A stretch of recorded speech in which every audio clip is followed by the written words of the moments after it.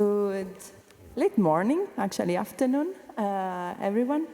And thank you for the people that are connecting online and for our speakers that are there that you can see on the screen. My name is Donata Iandolo. I'm part of the current board of the MCAA. So my personal capacity, a researcher, a medical engineer. In France. So the idea of this session today actually started from some discussions around the facts and the drama, let's say, that was happening in Iran. So we decided and we thought that it was interesting to start a discussion around our responsibility, but also our role as researchers and what we can do by coming together and working together and liaising with associations or organizations that have already plans in place or activities already rolling in the specific field of crisis management and aids for scholars that are in dangerous circumstances, for personal or for conditions that are connected to the country they are based in. Or we are going to be looking to different aspects of how we define crisis and the measures that are. So we have a really nice panel, very diverse. And just a brief additional comment. Yesterday night, I was going to go to a bar. I decided that, it was too late to actually go to a bar. And actually, I ended up having a very nice conversation with Christian Weber about the need for giving definitions about specific topic, because I realized that different, and it's not really my personal realization, but I think it's something that is open in the air for everyone, that different silos or different disciplines have really a very defined words and concepts, and they might be up there, and we may think that we understand what we are meaning by using those same words. For example, the word solidarity, but there are many words that might mean different things depending on the audience you are talking to or the person that is actually speaking. So I thought about starting with definitions, but then the idea is that whenever you give a definition, you restrict what you're actually mentioning. And maybe it's actually instead interesting to discuss and to embrace diversity and to embrace the possibility of coming together but from different sides and bringing these different perspectives to the table. So without much further ado, I would like to introduce first the overall panel. So online we have Thomas Jorgensen, that is from the European University Association. Here with us we have Joel Anisek, from Scholars at Risk, and we have also Vivi Stavro from the International Science Council. We have Claudia Padovani online, that is from the University of Padua, but is also a representative of the Italian chapter of Scholars at Risk. And then we have Sara Filia, that is a representative of Eurodoc. So we will, I just wanted to give you an overview of the ideas of this session today. Of course, we want to discuss the role that us as scholars, scientists, academics, but also organizations, NGOs, and institutions can have in dealing with international crisis. An important stress is on increasing awareness. Because there are many programs that are ongoing and activities, and we can really, support them, but also work with them and expand them. But also, one point that came out in our discussion was identifying which are the conditions that made this program possible, and maybe from these, new ideas may arise, and new collaborations and projects may come out. And then of course, we are hosted, and this is the, let's say, the conference organized by the MCAA, and the idea is to think maybe what we can do within the association, but also going beyond. So I leave now the floor to Thomas Jorgensen, who is going to start giving us his presentation on the risks for when research is uncritically embracing science diplomacy. Thomas, the floor is yours. Thank you very much. I'll just share my screen here if that's okay. And there you go. So thank you very much also for the invitation. This is, of course, from where I sit in Brussels, a big and quickly evolving topic. And sorry, I will just let much of the sort of scholars at risk and solidarity to the other speakers, and then we can talk about it later. But that is, of course, an important thing about what we do. 2 words, if I can, about EUA, a 20-year-old non-governmental organization, very big, more than 800, actually more than 850 individual universities. We are special because we also have the national rectors conferences as members, so that the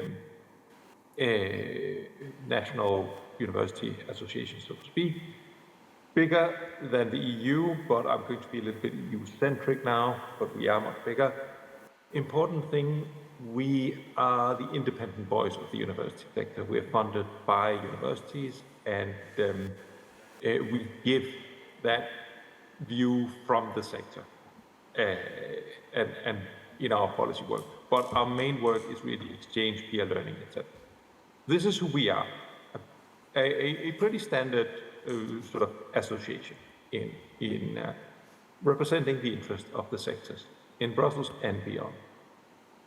I'm just going to give you one slide of fact here. It says fact 1, but that's the only one you're going to get. And I have a link and a QR code for this study we did a couple of years ago at the end of the presentation. Don't get hung up on, the percentages. We asked universities, there's a fairly good response rate, about 250 universities all over Europe. Where are your international partners? And the only thing you should see is they're everywhere. They're in North America, they're outside the European Union, they're in China. It's not that that European universities sort of are bound to a specific type of partner in specific regions. They are all over the place at once. And that, of course, leads to the issue of, if they're all everywhere at once, what are their role then in science diplomacy? And I'm just going to be a little bit provocative here, and I'm sure you talked about this, and there's, of course, also the good sides, science or diplomacy for science, but it is a risky business, and I think it is a risky business in this particular political constellation we're in, because it sort of subsumes university values under diplomatic goals. Our main values is critical engagement with the world around us and we construct new knowledge about it. And that is not the same as furthering the interest of a single country or let's say, the European Union in the world. And it is also a risky business if it limits universities' ability to make strategic choices. As you saw in the slide before, universities might be able to, or want to say, we want to work in Eastern Europe, China, and the US, because we do different things with different partners. If we only limit ourselves to what is the Brussels lingo at the moment, like-minded partners, then we can't make those choices. We, of course, contribute to science diplomacy because we're global actors in their own right. As I said, we have, as universities, global strategies working with a number of partners around the world. But that's, of course, about goals that are led by our own values, preliminary knowledge construction. There are byproducts of this. and very importantly, people-to-people contact, and particularly with student exchanges. If you look at student exchanges, for instance, in the European neighborhood, we did that a couple of years ago. We're talking hundreds of thousands of people that cross borders because of that. And something that's important, what scientists are extremely good at, is eliminating context. That's of course what you do in classic experiments. You eliminate all the context that you can find, the thing that matters.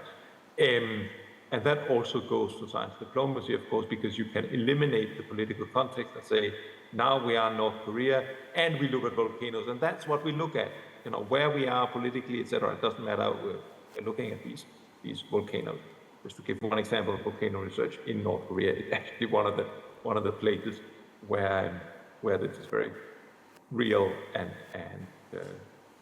clear. Going to the more political, so that's more abstract. Going to the more political, we did a study a couple of years ago where we made scenarios for the future, and I'll give you the link to that as well. And this was before the war. And we had an idea of, there were different scenarios, and one of the scenarios, or actually two of the scenarios, were about rigid blocks. They say, the world is going to be either made into two blocks, probably what we see today, of the more or less democratic countries against authoritarian countries. And it would be much more difficult to work in that compared to the sort of more globalized world that we knew, you could say 1 year ago, but actually 10 years ago. And we asked university leaders, how can you react to these rigid blocks? And they said, yeah, but we continue to argue for an open world.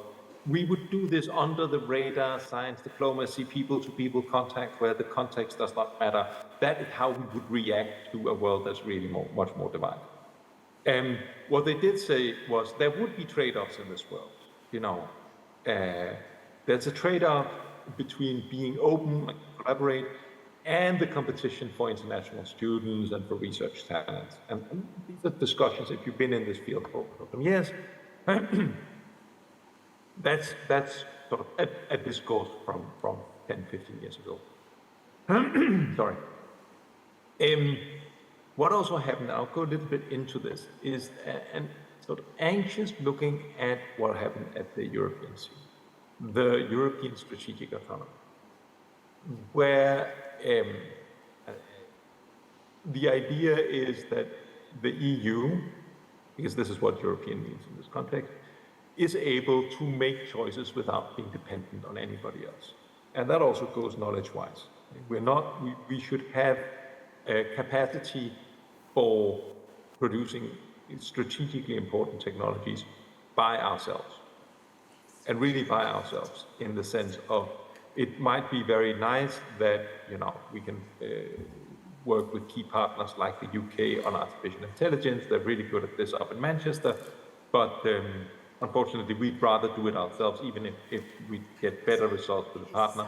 It's strategically important that we're not dependent on a AI center in Manchester or a quantum computer that's in Zurich. And this is something that is increasingly present in Brussels. The last thing is that there's this new green industrial plan. There'll be a sovereignty fund. There's focus on raw materials, have them in Europe, having everything in Europe, so we're not dependent on others for these strategic issues. So that is a thing that's very important. But what I'm saying here is sort of this pre-Ukraine ideas. We're not so happy with a rigid world. We have to argue for openness and have this under the radar science diplomacy. What then happened was, of course, we have a year of war that has been sustaining this transatlantic value-based alliance. We have moved into one of our scenarios that was this value-based transatlantic partnership. This we see very strongly. Strong commitment early on from universities. Very different from let's keep openness and exclude the context.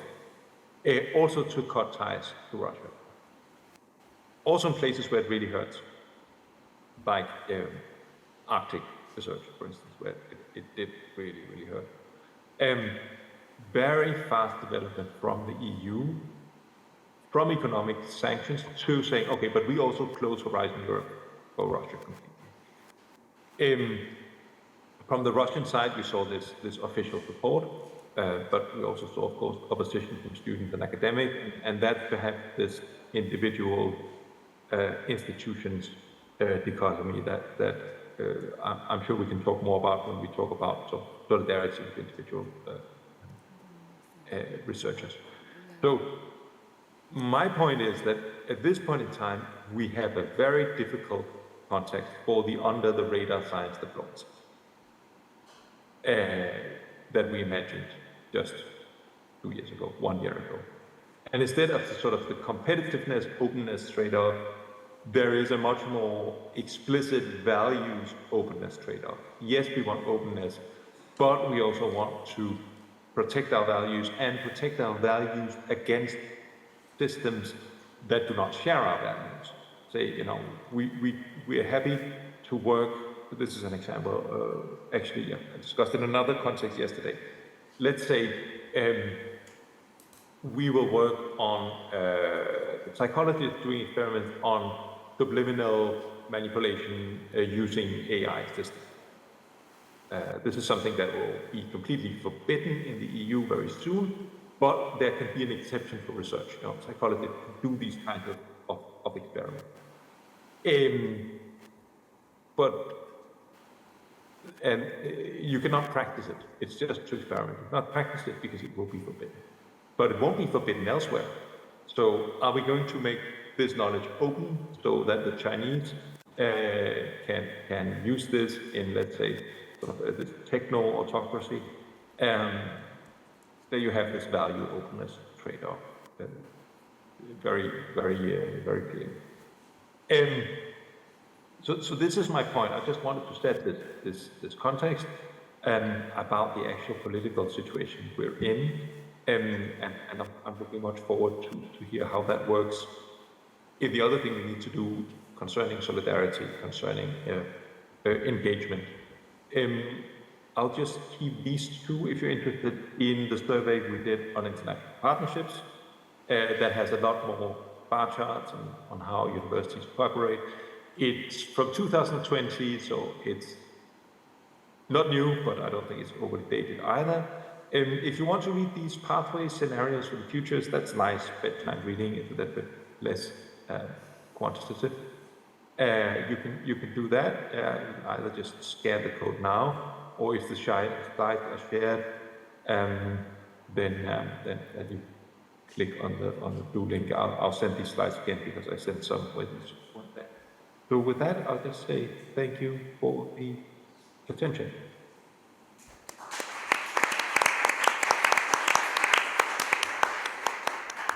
So, thank you.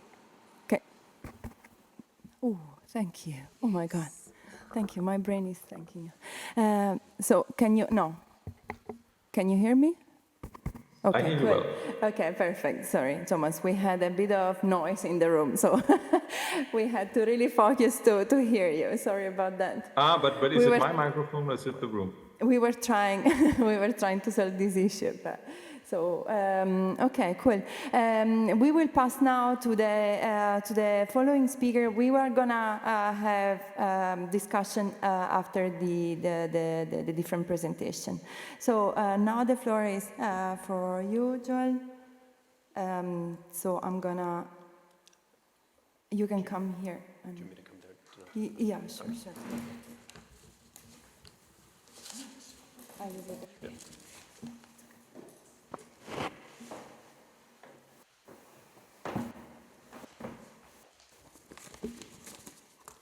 Okay, it is a lovely room, but I feel quite distant from you all in the midst of it, so please come to us quickly with questions. As Donata said, Program and Policy Manager for Scholars at Risk Europe, which is hosted at Maynooth University in Ireland. And this is an intervention on the Inspire Europe Plus project to strengthen and coordinate support for researchers at risk in Europe. Many thanks to Donata and all the panelists for coming together and trusting that we're going to find a way to talk across slightly different vocabularies and methodologies. Inspire Europe Plus is funded under the MSCA, and it's the successor to the Inspire Europe project, which ran from 2019 to 2022, which was also funded under MSCA. In the spirit of definitions, when I say researchers at risk, I mean researchers, including researchers, scholars, and scientists at all stages of research careers, including doctoral candidates who are experiencing threats to life, liberty, or research career, and those who are displaced because of such threats. So the consortium includes leaders in the provision of support for researchers at risk and also in the promotion of academic freedom. They include the Philip Schwartz Initiative of the Alexander von Humboldt Foundation, PAUSE, which is the French National Emergency Reception Program for Scientists and Artists in Exile, the Scholars at Risk Europe Office and the Scholars at Risk Network, as well as CARA, the Council for At-Risk Academics, and the Institute of International Education Scholar Rescue Fund. We also benefit from the expertise of European University Association and Thomas's colleagues, as well as institutional members, University of Gothenburg, Aristotle University of Thessaloniki, and very here in Córdoba, the Conference of Rectors of Spanish Universities. I will say that the Inspire Europe Plus project's actions have a very wide range that are rooted in coordinating and improving supports for researchers at risk. And perhaps let me just give you a few concrete examples of the ongoing work that we're doing. Earlier this month, the project coordinated what was quite a good interactive training for researchers at risk, and the focus there was on publication strategies, but I'm happy to talk to you more about the training program for researchers at risk and other topics that we'll be covering under it.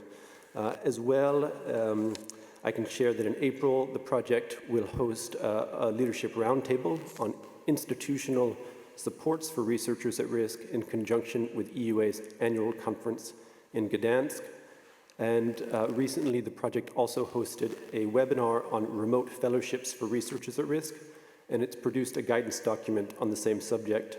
The project is currently compiling examples of remote fellowships for researchers at risk, and so this is an invitation. If you know of good remote fellowship programs, we would be very interested to hear from you, and I'll be sharing contact details in the final slide in just a moment. We also, as the Inspire Europe Plus Consortium, work to help grow national level initiatives to support researchers at risk.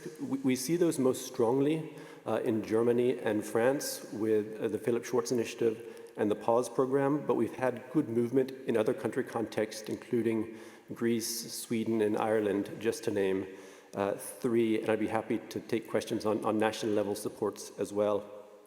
And finally, as part of its coordination work, the project also works to inform European policy supports across Europe for researchers at risk, such as we see in MSCA for researchers at risk and the establishment of MSCA for Ukraine. That MSCA for Ukraine fellowship is obviously and most importantly a lifeline for researchers from Ukraine.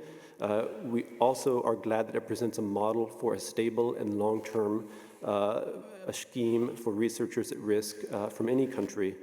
And in that regard, we're very grateful for recent movements forward and look forward to a dedicated European fellowship scheme for researchers at risk in the near future. It's that kind of support tool which will really help assist threatened scholars and students and ensure that Europe remains a safe haven for freedom of academic research.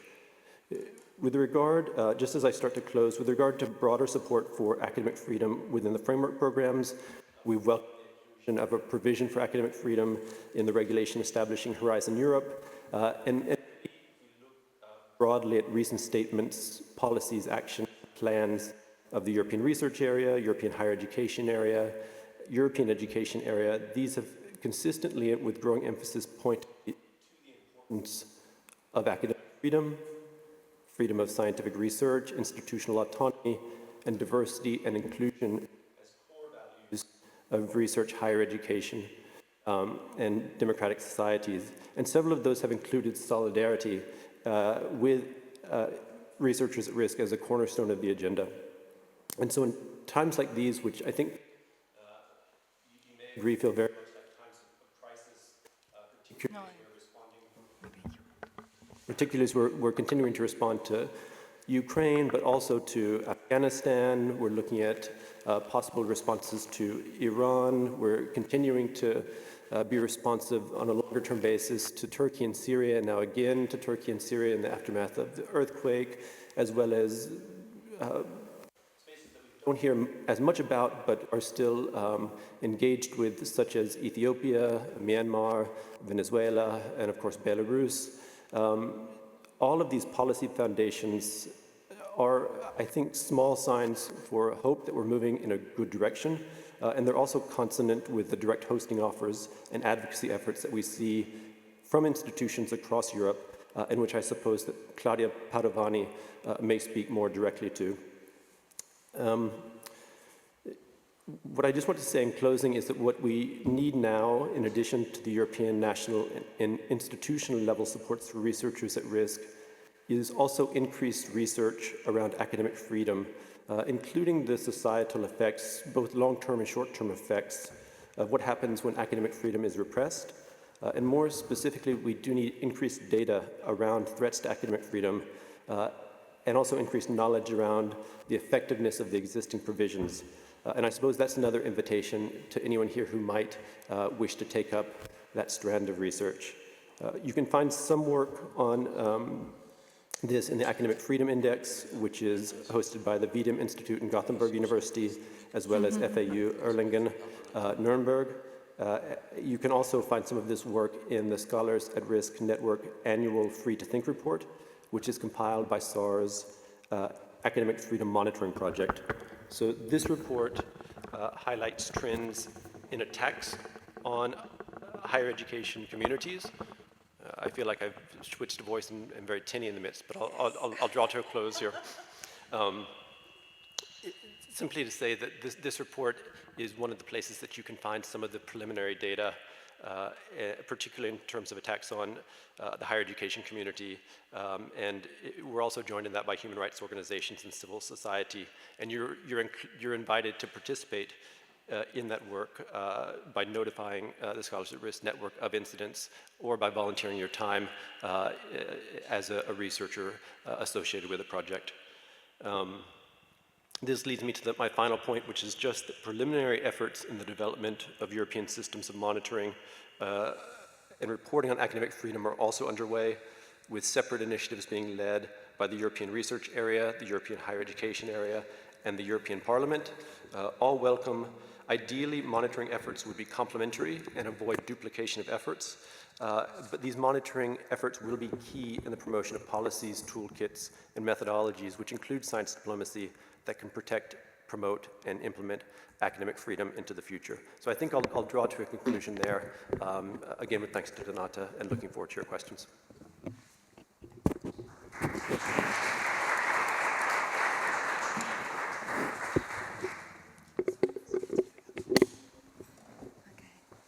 Thank you very much, Joel. Maybe if I can use you a bit, can we give a brief definition maybe of academic freedom, because that could be maybe useful here before we go on with Claudia. I hand you the mic. Sorry, it's a bit do it yourself. Yeah. I know you're asking me. I know that colleagues online and Vivi will be quite expert. I'll give a first glance, which would be to refer to the 1997 UNESCO recommendation concerning the status of higher education teaching personnel. So this gives us the definition of academic freedom as the right without consideration by prescribed doctrine to freedom of teaching and discussion, freedom in carrying out research and disseminating and publishing results thereof, freedom to express freely, their opinion about the institution or system in which they work, freedom from institutional censorship, and freedom to participate in professional or representative bodies. That's one definition. It's a longer standing one, and I think is helpful. It's framed by a rights-based language, and that is contested. We don't necessarily have a right per se, but that's something we could speak about more. But I again turn to Vivian, colleagues online who might have other ideas about a definition. Yeah.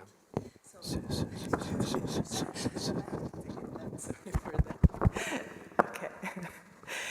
Cool. As academics, we are always used to adapting to changes, so we have to do it also today. So now it's my pleasure to have with us, although online, Claudia Padovani. So Claudia is a professor at the University of Padua, and she's also, as I was mentioning before, and as Joel has already anticipated, is a member of the Italy section of SAR. So Claudia, the floor is yours. Thank you, Donata. Thank you, everyone. I hope you can hear my voice clear enough. Thanks a lot. So, welcome everyone, and thanks for this invitation. I'm really pleased to be part of this panel. I also understand that my role in here is maybe to provide some more elements of like concrete intervention, and so that's what I will try to do over the next few minutes. As Donata anticipated, I'm speaking here as a representative of the Italian chapter of Scholars at Risk. And so this is also an opportunity to say that Scholars at Risk operates in different countries through national chapters or sections, which are basically informal networks, but these are very important. So depending on where you're based, you may check if there is a SAR section. Some of these sections are actually very active and they're very relevant possible interlocutor and spaces to collaborate. We heard from Joel that SAR is an international association, and he mentioned some of the current activities. Something to remind is that Scholars at Risk operates according to three main pillars. One is protection, one is advocacy, and the third one is research and learning. So academic freedom is understood not only as a possibility to protect scholars, but it's also to advocate for their academic, the freedom to conduct and carry out research, but also teaching and also expressing and learning. So, and it's also academic freedom, not just a matter for individuals, but it's also a matter for academic community and for society at large. So the definition provided by UNESCO is actually going in that direction, that we're not just talking about something that pertains to the individual. Now, in the short time that is allocated to me, I would like to share some of the experiences that we've had in Italy in these three areas that were mentioned. The SAR Italy section was founded in February 2019. So not long ago. Back then, we were 14 universities coming together. And then over the course of these 4 years plus something, and actually in the middle of the pandemic, the network has increased so much that we now have 36 universities, associations, and research centers. And of course, what we do understand is that the crises that have taken place in Afghanistan first in 2021 and then Ukraine in 2022 has certainly pushed many of the new universities to feel that they needed to join forces to something that was already in place to carry out some concrete actions. So given the approach of today's panel, I decided to focus on some of the activities that we have carried out over the years in relation to cases of violation of academic freedom in Iran. But then, of course, the goal for me making reference and actually listing out and describing some of these interventions is on the one side to give a sense of how higher education institutions and also national networks of university and professional association like this one that is hosting the panel today, how can they contribute to promote academic freedom in a very pragmatic and concrete manner, and also to showcase some concrete actions. So starting from Iran, but actually mentioning these examples as instances of actions that have been taken in a specific context, whereby a lot more has also been done in relation to other contexts, and this is just for the Italian SAR section, but of course this is happening all around the world within the SAR network and also with other networks that are also promoting academic freedom and supporting researchers and students. So the first initiative, I think it's interesting to mention, is that we've been running some students advocacy seminars at the University of Trento, University of Padova, some other universities are also involved. But in Padova, over 2 years in a row, we have worked with students to support the specific concrete cases of Iranian scholars who are wrongfully imprisoned, particularly Dr. Nilufar Bayani, who is a sociologist and an environmental researcher, and Dr. Ahmad Reza Jalali. He's a doctor in disaster medicine. He's been in prison since 2016, accused of treason and sentenced to death. Dr. Jalali's name may be a name that you've heard already because it has been raised, his case, by the international community on several occasions, including with the intervention of a number of Nobel Peace Prizes that have signed a petition asking for his release. So students have conducted some research. They try to understand the context, the situation.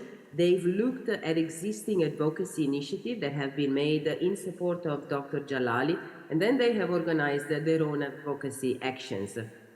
One of which was to organize a public event inviting members of the Italian Parliament, in particular from the Senate. There is a committee on the protection and promotion of human rights. So students got in touch with the institutions, really asking these institutions to take responsibility and participate in an action to foster Dr. Jalali's case.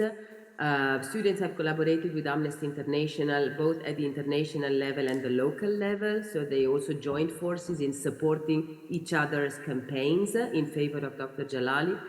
And something that may seem small, but it's in fact a very relevant development. Students have worked on social media campaigns and also developing Wikipedia pages on the case of Dr. Jalali in different languages, in English, in Italian, in Persian, in Turkish, in Russian, so as to make this case better known to the outside world.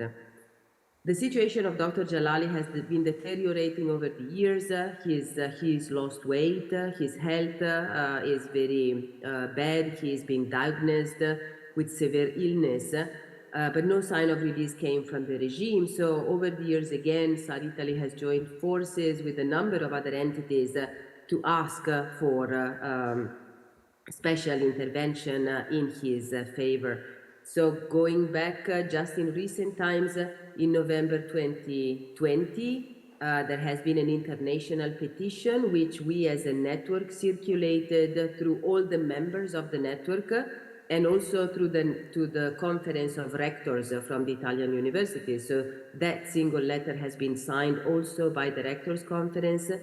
At some point, the University of Piemonte Orientale organized a 24 hours marathon dedicated to Dr. Jalali, who's been working at that university for a few years. So these were his friends who just came up with kind of a creative way of still raising the attention and awareness on what was going on in the country, whereby the death sentence was threatened to be executed anytime. This was in November 2020, and then later on again. Actions have been organized on the occasion of Dr. Jalali's birthday in 2021. There was at some point a collaboration between SAR Italy and SAR Sweden, also in promoting a joint letter that was signed by the rectors of the 3 institutions where Dr. Jalali has been working. So the Karolinska Institute in Sweden, the Free University in Brussels, in Belgium, and the Università of Piemonte Orientale. So a number of actions that have been strengthened by the fact that we may back this action as a network involving all the different universities. And of course, Iran, besides Dr. Jalali's case, has been a priority for Italy as Joel Hanisek mentioned, the Free to Think report that is yearly published by SAR keeps telling us of a very crucial, dangerous and threatening situation in the country. What we're witnessing just now is probably an anticipation of a new wave of requests for hospitality and protection. But over the years, as a network, something that we also managed to do was to organize some events of the speaker series that we organize as a network dedicated to the Iranian situation in Iranian context. So understanding the history, understanding the context, the political regime, and the situation of scholars and researchers in there. University of Padova also had the possibility and opportunity to host for a year and a half a scholar from Iran, a woman scholar, researcher who is doing her research activities on women's rights. And of course, she's been threatened by the regime. So she had this opportunity to be hosted at our space. These are just examples, but I think it's highly important to say that either as individual institutions, as individual researchers, sometimes even more so as networks, we can really participate in a number of activities which are often carried out through the network and in support. So to mention, beside Iran, Joel already cited, the Turkish university. So petitions in support of individual institutions, individual researchers like Patrick Zacchi. We are all familiar with his case. Of course, he was a student at the University of Bologna, so very close to the Italian situation. We've been working and supporting students from Belarus. That is also another situation that we know very little of, but there's a lot going on, including associations that are trying to give support to the students and researchers there. So to conclude my intervention, of course, there's a lot more that could be said, but I think we have identified a number of crucial challenges in the specific Italian context when it comes to support academic freedom by providing hospitality, for instance, to scholars and students, one of which is visa issuing issue, one of which is the slow procedures, and in the Italian context, the lack of a specific dedicated national program as it exists in France and Germany and in the UK. We've been lobbying the Italian institution and the ministry over the last 3 years. I think this is something highly important. So maybe this is also a call from me to scholars who are currently working in Italy, because we need support also of scholars like yourself and researchers to actually prove and show to the ministries, to the institutions, that schemes like this are crucial in order to be prepared to the next crisis, which we are already witnessing. It will happen. But there are also things that we've learned, and I think it's important to share maybe with an association like yours. So being part of the network is a strength, because it brings together knowledges and competencies, and it gives strength to your voice when you need to be heard by authorities and higher level institutions. The second point is alliances are crucial. So we've been reaching out to institutions at different levels. And in all this, I think one of the core lessons we've learned recently is how important it is to associate with students. Particularly, we have this collaboration with European Students' Union, but I'm really pleased that also with us we have Eurodoc. So the younger generation of students, they're really supportive and really sensitive to these issues. And then working with a multi-level approach is also necessary. So I would like to say more about this. I think the last point is we've witnessed over the last few years a number of documents, provisions, charters, declarations, commitments that have been made by the European Research Area, by the European Higher Education Area, European University Association. So the normative framework within which we are operating is becoming very clear. It just needs to be known a lot more. So I'm pleased that the different speakers today had an opportunity to talk to this. And I think at the national level, getting in touch with existing networks or operate to set up new network can certainly be a way of strengthening our collaboration and implementation of those principles enshrined in the normative framework. Thank you so much.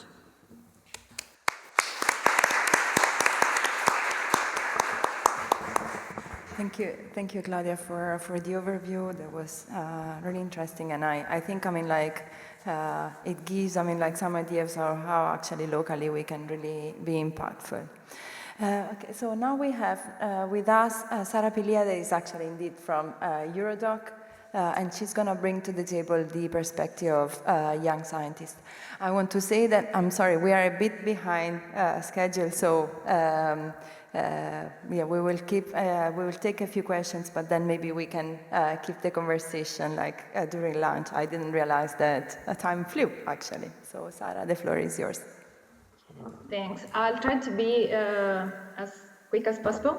I'm happy to see that our activities as Eurodoc overlap only partially with those of Scholars at Risk, so we can cooperate a lot, I think.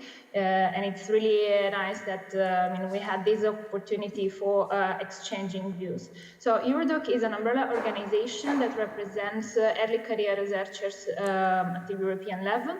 Our members are national associations that represent early career researchers in their country. So in this case, we can cooperate, we can prompt cooperation between our national associations and Scholars at Risk chapters, for example. Now, what I try to bring here is the perspective, of course, of early career, so the challenges early career researchers face currently, and how these challenges are exacerbated for those that are not citizens of the Schengen countries, for example, so those that, for example, need visas to move across borders. This was a case that hit us unexpectedly, let's say, when the war in Ukraine started last year, because we didn't know how to support, how to deal with those early career researchers that were members of our Ukrainian organization, but were treated differently because they were no Ukrainian citizens. So this is one of the cases, for example. What we are doing is try to provide reliable and comprehensive data on what's happening and what are the specific needs for early career researchers on the ground. So we do mostly these. We are focusing a lot on academic freedom in the last 2 years. And I will add to the definition given before that academic freedom implies also the right to do research without fear of repercussion. And this is not really the case for early career researchers. And it's really, we see a common threat already in the European countries. For example, when we discuss about the publish or perish system, because sometimes the editors exert a pressure over what is being published, and that means they exert an indirect pressure on what we choose to research and how we choose to ask questions. Because if we don't enter that framework, we're not being published. And this is something that impacts directly our career development. And this is something we should start thinking about in general. And this is especially problematic, we are discovering, for those that come from different cultural backgrounds. And this is again the issue with, I did my PhD in history and political institution of contemporary China. So I guess I get to the problem with scientific cooperation with different cultures with authoritarian context, within authoritarian context too. What's happening is that we are seeing a lot of, let's say, cases of epistemic injustice with early career researchers coming from outside Europe or outside the Western system, I would say like that. For epistemic injustice, I mean the delegitimation or repression of specific scientific approaches that contrast with the one that is majority in the environment where the research is conducted. So I will do, let's say, a Cold War example. For, in communist countries, a research based on a liberalist approach will not be accepted, and on the same case, liberalist countries can choose not to support or to repress in some way a Marxist approach to economics. So this is general example. I hope it's clear enough as a definition. So just for wrapping up a bit, what we are trying to do in Eurodoc now, after the pandemic, the Ukrainian war, the situation in Iran and Afghanistan, we're trying to learn critically from what is happening, both outside our system, I mean, the countries we represent, and what's happening inside the countries we are representing. And we are asking ourselves, what does our university academic system lack for being really welcoming from those that need to flee their countries, for example, or how we can really support those that are doing research in risky contexts. So those that want, for example, to stay in Iran or Turkey, how can we help them without forcing our own views on them? So this is, it's not, we don't have the answers yet, but we are working on this direction. And so I really hope that we can find a way to cooperate more with Scholars at Risk and deepen our collaboration with the Marie Curie Alumni Association and the European University Association, that are already our partners, and to try to be ready for next upcoming crises that are there. We are sure that we are not done yet with the international crisis, sadly. So I think I stayed in the minutes. Okay, so. Thank you, Sara. Thank you very much for bringing your perspective and the perspective of Eurodoc to the discussion. So we now have Vivi Stavro from the International Science Council, who is going to give you basically the perspective from the, and tell us a bit about what the ISC is doing in this field. So I leave the floor to you. Do you want me to change this slide? No, I'll do it from here. Right. Hello. I'm going to condense what I'm going to say in the interests of eating. So let's take it from there.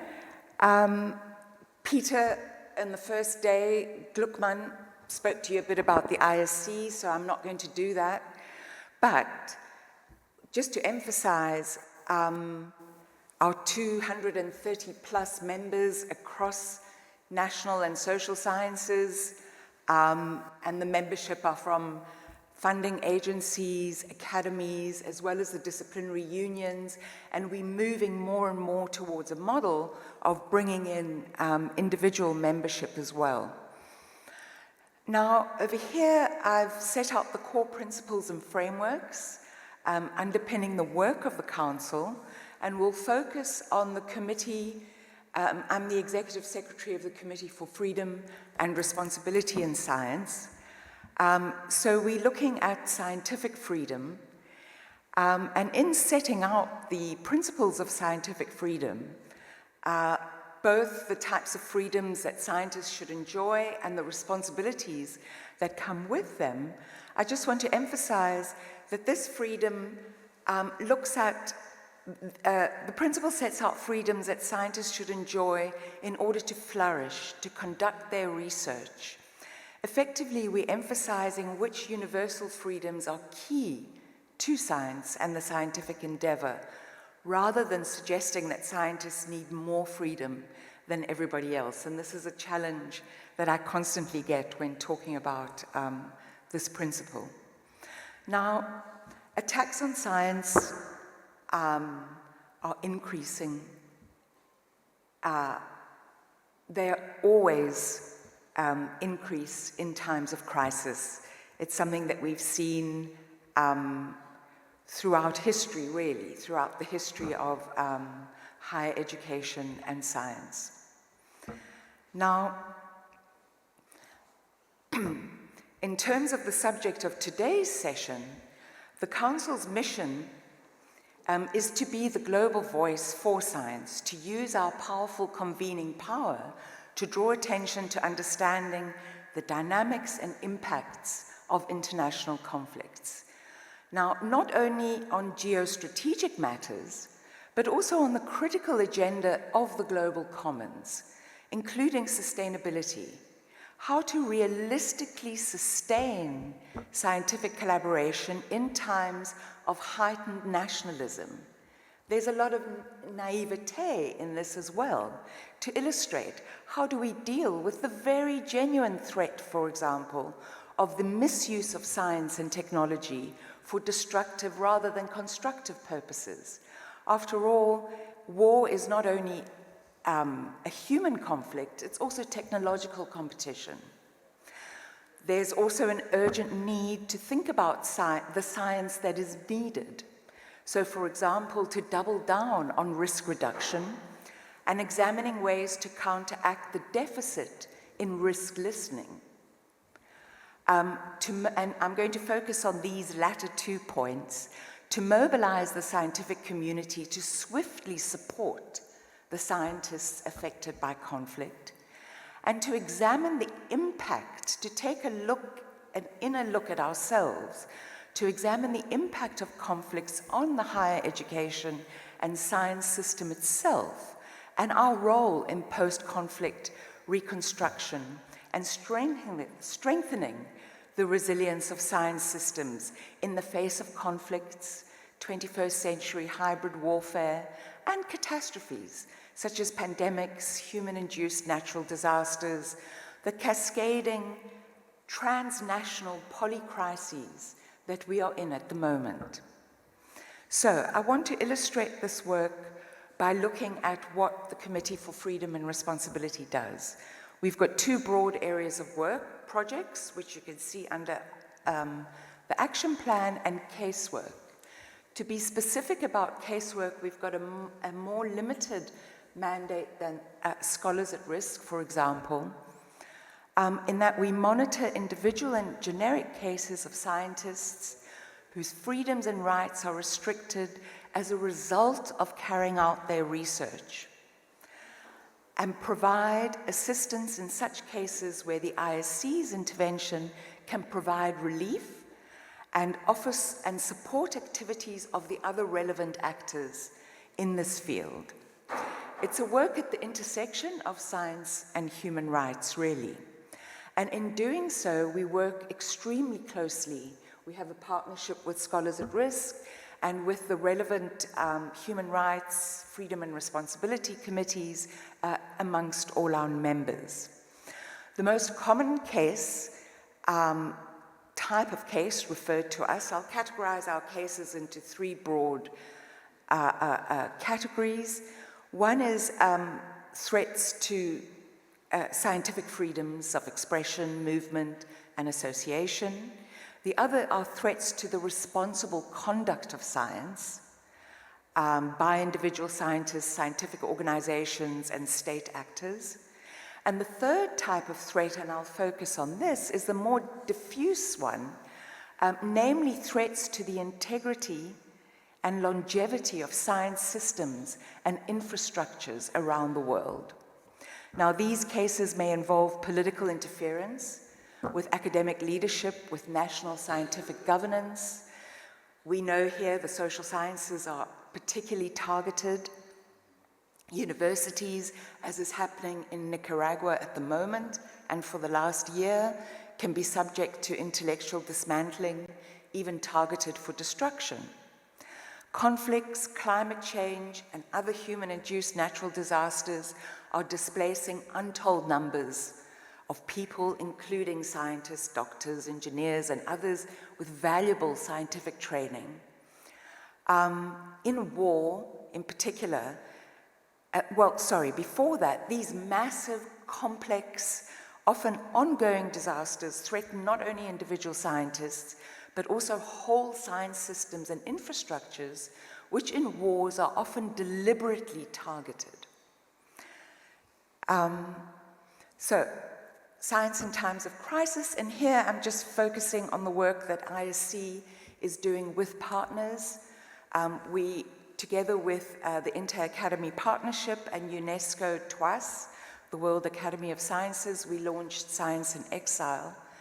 Now, this is a global platform for information exchange, advocacy, and alliance building that brings the science community together with the NGOs, UN agencies with a special mandate, the NGOs and the special agencies that have a special mandate to protect and support at-risk, displaced, and refugee scientists, together with the exiled, refugee, and displaced scientists to respond to crisis needs and to longer-term post-conflict recovery.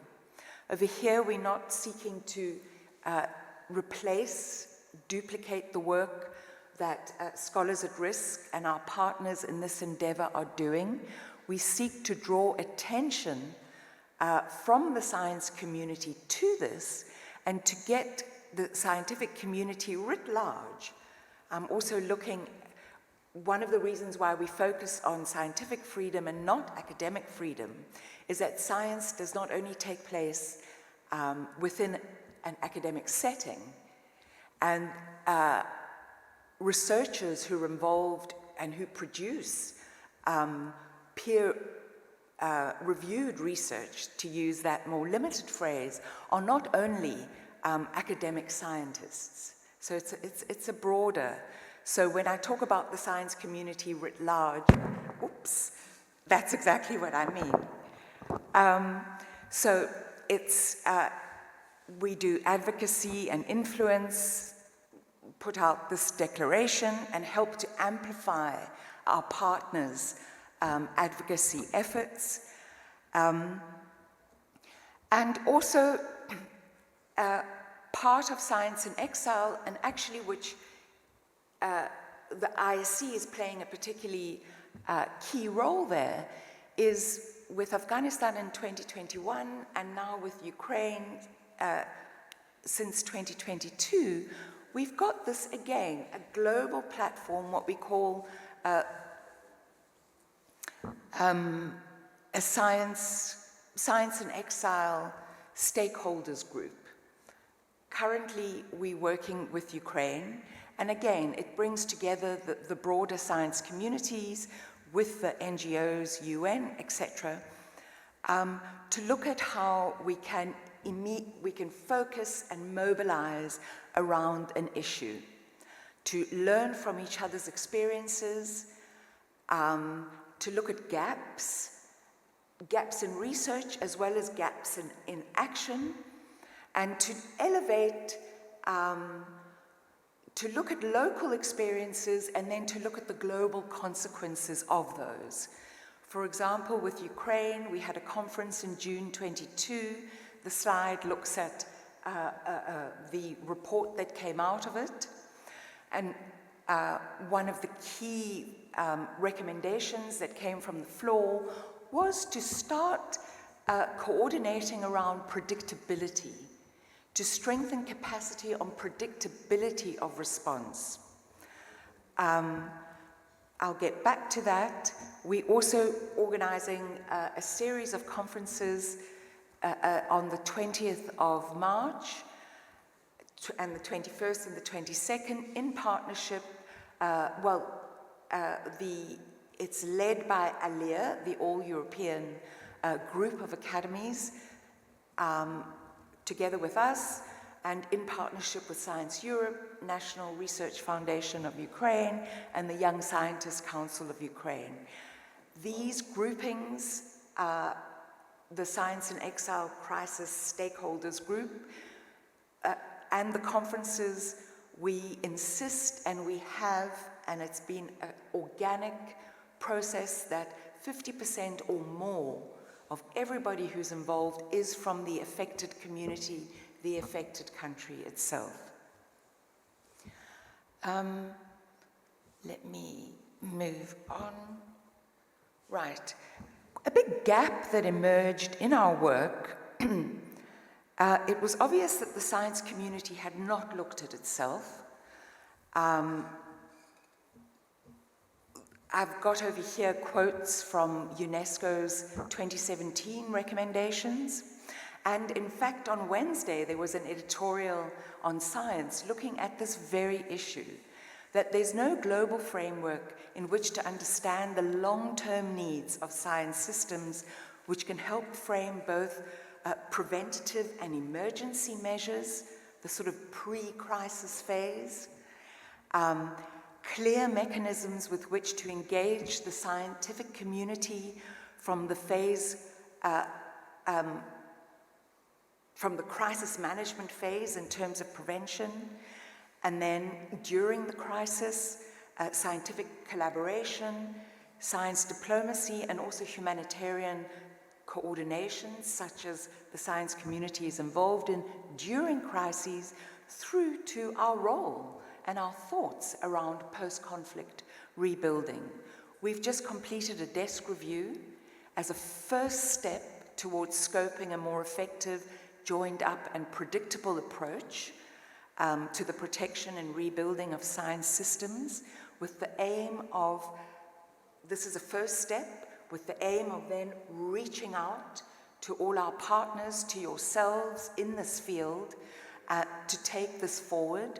Essentially, it'll be something that we all need to work very closely with at the global level, with UNESCO, for example, to develop these broad policy recommendations, which education and culture have, by the way. We don't, as a science community. The desk review is based on case studies, violent conflicts, learning from the war in Ukraine, learning from what happened in Iraq, two case studies on historical examples of crisis recovery. We spent a lot of time with key informants from the Balkans and Japan, and then human-induced natural disasters, where we looked at the University of Cape Town fire in Cape Town of the archives, and also the Natural Science Museum fire in Brazil. The next steps, as I said, is to bring in our partners and to take this forward. And then just some things to think about. I don't know if they're challenges, to think about moving forward. Absolutely key to strengthen alliances. For me, it's the baseline of working. Scientific collaboration and science across national borders need to be given much more emphasis by countries. They require investment and effort, and have a cost that funders, and in fact, our scientific incentives on our work as scientists tend not to recognize. We need to recognize the different capacities and roles within science that different players bring, both within and outside of science. Some of us are better at doing research on these issues. Some of us have particular skills and capacities around mobilizing our community. And some of us really aspire to and are skilled to take on the track to scientific diplomacy in this area. And we cannot do this by ourselves. We need to build strategic alliances across different sectors with different mandates, different timelines, different values, competing interests in rebuilding science systems and scientific collaboration in the long term. For example, in the Ukraine Science Stakeholders Crisis Group, we brought in the CEO of the global body for science publishers, it's called STM, and Research for Life, because there was a strong call from Ukrainian scientists that they needed access, open access, and access to journals, to libraries, to data repositories. There was some change. This is a very fixed business model. More work is needed.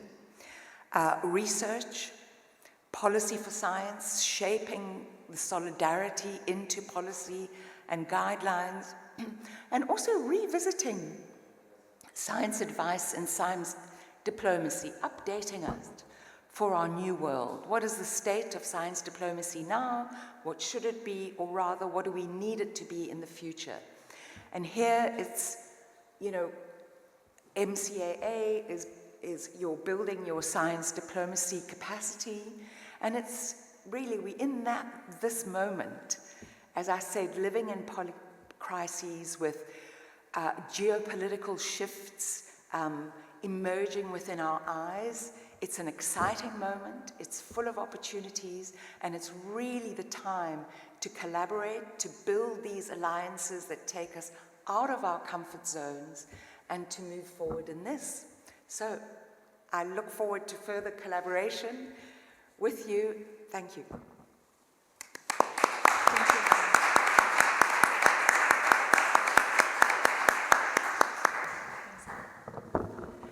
Thank you very much for the brilliant overview, actually, like of the activities. So I go out. If we can have the panels online. Okay, we might have lost Thomas.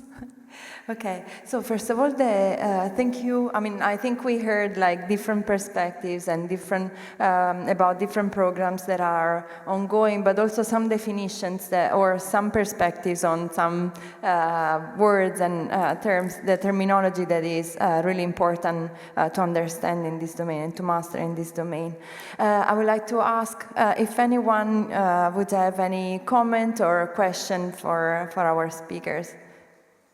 Yes, please. Can we have a mic? Is arriving. Almost arriving.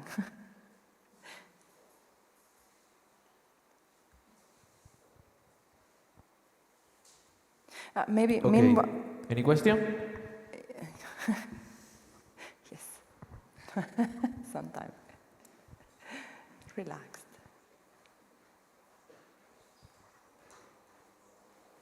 Cheers. Hi, Sebastian Dahl from Eurodoc. So I would like to ask all the speakers, so with the mention, yeah? Yes? So with the mentioned examples, Iran, Afghanistan, the war between Russia and Ukraine, there's some similarities there in that on the one hand side we see a lot of preparedness among all of the academic community to help, also to call out all the injustices and all the things that happen. Yet when we see the actual science diplomacy responses among the wider academic audiences and communities, there have been, at least from what we had as a feedback, what we were observing, quite a controversial response on one hand side. These notions that science should be outside of politics and we shouldn't be involved, whether that's true or not, or factual is another thing. And the other ones, the other side, let's say, calling for even stronger and stronger measures without thinking about victims on all sides, right? So my question then is, do you have any good approaches how to get not just the direct actors in science diplomacy better on board, because the responses were really great that we saw in the last last years, but how do we also get the wider academic audiences on board? Is there any insights? Thanks. Thank you for the question. I don't know who wants to go. What do you think? Or maybe Claudia. Maybe Sarah and Claudia. Yeah, okay. Yeah, Claudia, if you want to take the question, if.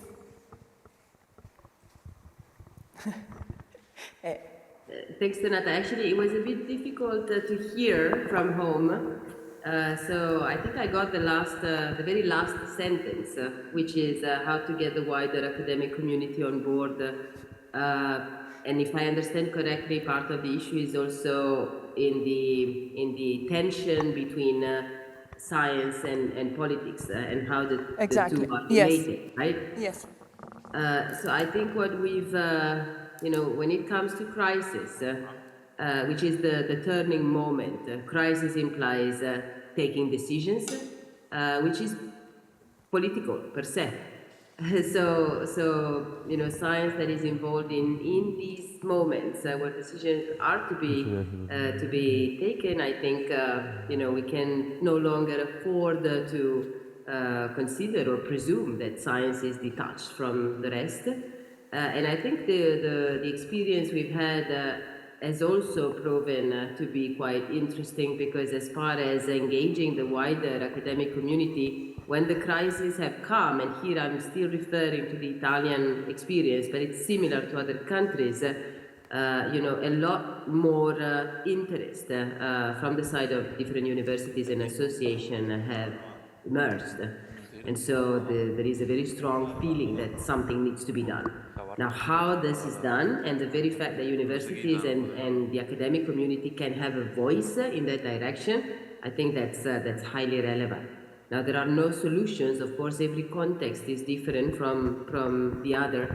But I think, as it was mentioned already, working through alliances brings all these different initiatives and all this knowledge and all this creativity, in a sense, together. And I think that can be a good starting point, because you have good examples, you have good practices, you have practices that you can associate yourself to. And as you come to to a rector or a university senate with a very broad idea of we should support the principle, that's something. But if you come with a very concrete proposal of things to be done, I think that's you get a different response. And that's happened for us, for instance, with the Rectors' Conference in Italy, whereby at some point, South Italy was identified as the space where some of these issues should be dealt with. And we had to differentiate and distance ourselves from saying, we have different jobs to do, but of course it's crucial to cooperate and coordinate what we're doing. So I guess this is no answer to the question, but it's also to say that there is a lot going on whereby we can identify spaces for concrete intervention, either as individuals or by engaging our own education institutions where we are working at. Something else that we realized is that very often the people from within the community are not even aware that the university is a member of SAR network, or your university has a responsible person to deal with things like this within international networks. So even by sharing more the information at the local level, at the national level, with other institutions, I think that would be a very important starting point. Thank you. Thank you very much for the... I don't know if Sarah wanted to add something. Maybe there was also a comment on the different response to Ukraine and Iran and the preparedness in this regard. Yeah, so I don't know if you wanted to add anything on the differences that we have seen and how also international institutions have actually replied to the two. That was somehow embarrassing, I have to add. So yeah, so I will be very brief. I think that what is really important to keep in mind is about cultural differences. Because, of course, every institution has its own organizational culture.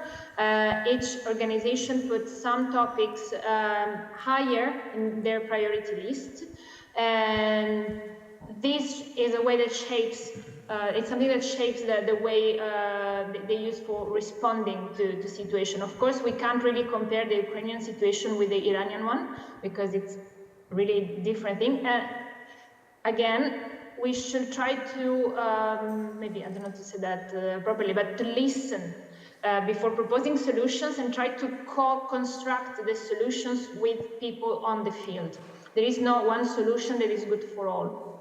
So we really need to try to have people, as Claudia was saying, in the universities that can activate on specific topics and try to build solutions together. There is not just one thing that it's good. We need to tailor everything in a very precise way and trying to be more inclusive and welcoming as possible to different approaches or to different needs.